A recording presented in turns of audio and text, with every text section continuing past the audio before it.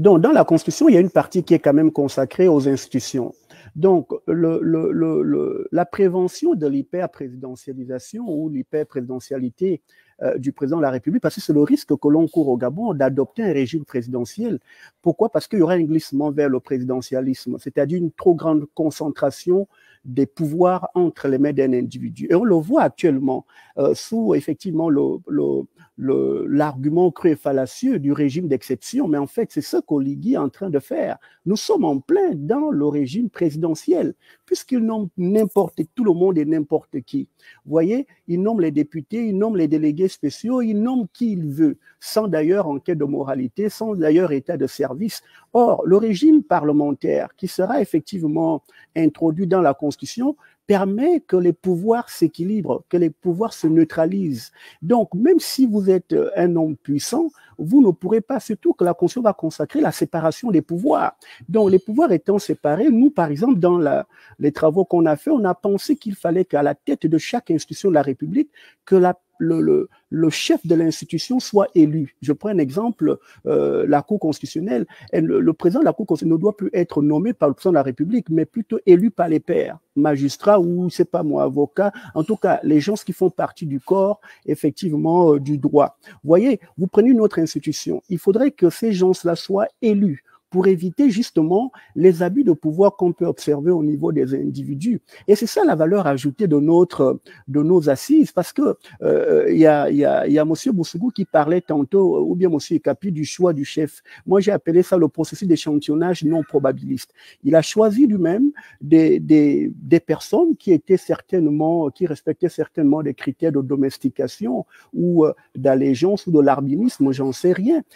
Et il exclut les partis politiques du bureau d'organisation du dialogue et surtout, il les exclut de l'écriture du rapport final. Alors, il y a un doute sur la sincérité du rapport final que M. Oligui nous a brandi lors de la plénière de fermeture de son dialogue. C'est pour ça que nous, on s'est dit, nous n'allons pas procéder comme lui, nous allons effectivement, sur la base du processus d'échantillonnage qui sera ici probabiliste, c'est-à-dire que tout le monde a la même chance de faire partie de l'échantillon et de réfléchir et de faire le brainstorming sur l'idéal type d'état de société que nous voulons pour le Gabon et surtout pour le bien-être des populations gabonaises. En cela, en fait, réside notre valeur ajoutée au niveau constitutionnel, institutionnel. Au niveau constitutionnel, on s'est dit, revenir à la Constitution de 1991 n'est pas mal bonne, tout en bonifiant certaines dispositions, surtout le régime politique, c'est-à-dire sortir du présidentiel pour aller vers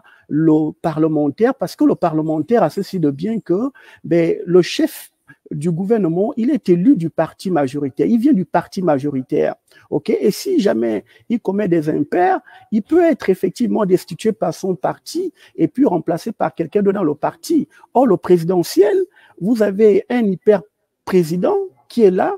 Et surtout, le plus grave, c'est que nous avons une population, un pays qui n'a pas encore une grande culture politique, une grande conscience politique pour pouvoir s'opposer. Or, dans le régime parlementaire, le pouvoir exécutif et le pouvoir judiciaire vont se neutraliser en permanence. Ça fera un peu de chichi, mais c'est pas grave. Tout ça va contribuer à la sédimentation de la démocratie dans notre pays. Donc, nous pensons que c'est le meilleur régime qu'il faut pour le Gabon. Nous sommes au début de la démocratie, il y a toujours des balbutiements, mais avec le temps, sur le temps long, on va effectivement se bonifier. Et lorsque culturellement, on sera rendu avec plus effectivement de démocratie en nous, plus de séparation de pouvoir, plus de respect de la loi, peut-être, mais moi je ne suis pas partant pour repartir sur un régime présidentiel.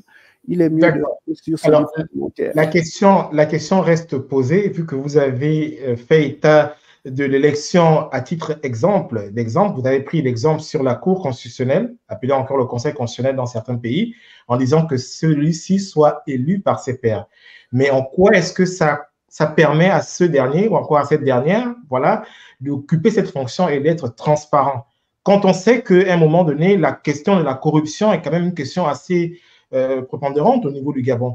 Est-ce que vous pensez que le fait que cette personne soit élue par ses pairs, ça mettrait une certaine crédibilité à cette personne?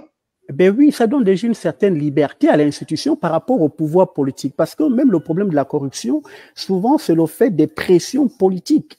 Or, lorsque vous êtes élu, vous n'êtes redevable à personne, pas au président de la République en tout cas. C'est pas lui qui vous a c'est pas lui qui vous a nommé. Donc, vous allez dire le droit sur la base effectivement de votre moralité, surtout de votre indépendance, parce que vous ne dépendez pas du pouvoir politique. C'est surtout le pouvoir politique qui est le plus dangereux. C'est pour ça qu'il faut le neutraliser le plus en rendant les autres pouvoirs indépendants de lui. Et l'une des façons de le faire, c'est effectivement de faire élire. Mais il n'y a pas que ça. Évidemment que nous avons pensé aussi au niveau institutionnel, parce que les capacités institutionnelles au Gabon est très faible. Quand vous prenez le score du Gabon au niveau de l'index de